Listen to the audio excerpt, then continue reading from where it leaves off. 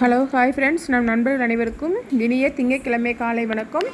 கொஞ்ச நாளாக நம்ம இந்த கோலம் போடுற வீடியோலாம் போடாமல் இருந்திருப்போம். இன்றைக்கி வந்து யூஷுவலாக 4 மணிக்கு எந்திரிச்சு வாசலில் கோலம் போட்டு பக்கத்துக்கு இதுலேயும் கோலம் போட்டு வேப்பமரத்துக்கு முன்னாடி ஒரு குட்டி கோலத்தை போட்டாச்சு. சும்மா சிம்பிளாக எனத்தையோ ஒரு கோலம் போட்டுட்டு பூஜை ரூமுக்குள்ளே வந்தாச்சு.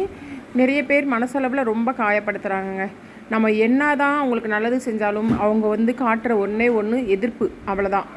ஓகே, அது அவங்களோட கேரக்டராக இருக்கலாம். அதுக்காண்டி வந்து இன்றைக்கி காலைல வாசல் கூட்டுறதுக்கு முன்னாடி எந்திரிச்ச உடனே ப்ரெஷ் பண்ணிவிட்டு நான் பூஜை ரூமில் உட்காந்து மெடிடேஷன் பண்ணிவிட்டு தான் இன்றைக்கி நான் வாசல் கூட்ட போனேன். எல்லாருக்காண்டியும் ப்ரேயர் பண்ணி முடிச்சாச்சு. ஓகே, ஹலோ ஹாய் ஃப்ரெண்ட்ஸ், இன்றைக்கி மண்டே, இன்றைக்கி பாப்பாவுக்கு ஸ்கூலு. இன்றைக்கி நம்மளோட பிரேக்ஃபாஸ்ட் என்னென்னு பார்க்கலாமா? நான் மார்னிங் எத்தனை மணிக்கு எழுந்திரிச்சேன், ஆனால் நான் சமைச்சதெல்லாம் வீடியோ எடுக்கலை. ஏற்கனவே சமைச்சது தான், வெண்டைக்காய் புளி குழம்பு இந்த மாதிரி தான், அதனால் வீடியோவாக எடுக்கலை. வாங்க என்னன்னு சொல்லி இன்றைக்கி நம்ம பார்த்துடலாம்.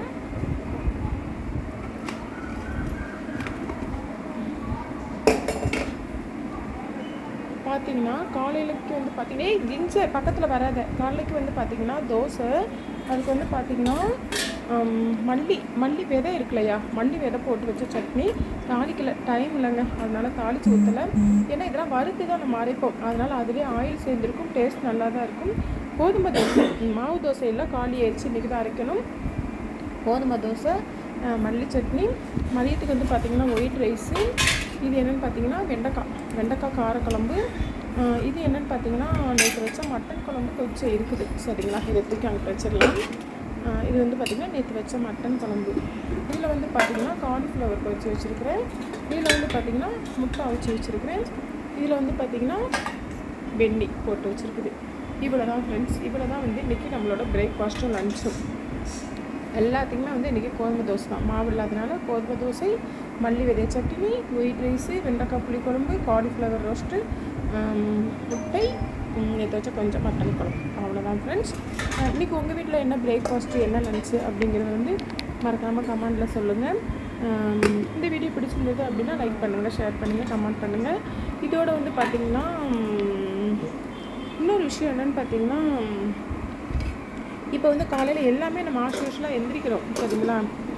எந்திரிச்சு அவங்கவுங்களுக்கு என்னென்ன ஒரு வேலையோ அதை நம்ம பார்ப்போம். ஆனால் இன்றைக்கி காலையில் நான் எந்திரிச்ச உடனே என்னென்னு தெரியல, நம்ம மனசில் வந்து அவ்வளோ ஒரு பாரம்.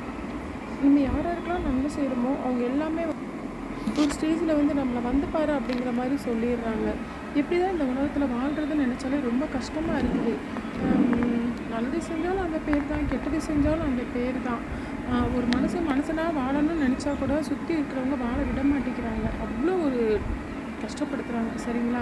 அதனால் இன்றைக்கி காலையில் பார்த்திங்கன்னா நான் எந்திரிச்சு வாசல் கூட்டுறதுக்கு போகிறது முன்னாடியே ப்ரஷ் பண்ணிவிட்டு ஃபேஸ் வாஷ் பண்ணிவிட்டு பூஜை ரூமில் போய் உட்காந்து எனக்கு என்னென்னு தெரில, இந்த கடவுள் நான் சொல்கிறத கேட்டு எனக்கு ஒரு நல்லது நடத்துவார் அப்படிங்கிறது ஒரு பக்கம் இருக்கட்டும், மனசில் உள்ள பாரம் கரையும் அப்படிங்கிறதுனால வந்து பூஜை ரூமில் போய் உட்காந்து கொஞ்சம் நேரம்